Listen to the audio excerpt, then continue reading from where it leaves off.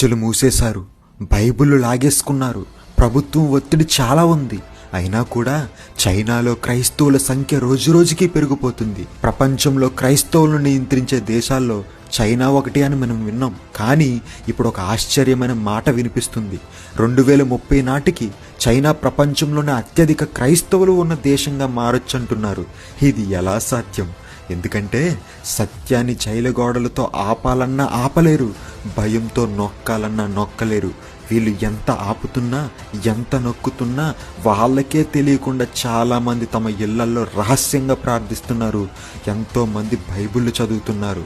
ప్రాణానికి ప్రమాదం ఉందని తెలిసినా యేసుక్రీస్తును మాత్రం విడవట్లేదు. ఇది చైనాలో ఉన్న పరిస్థితి.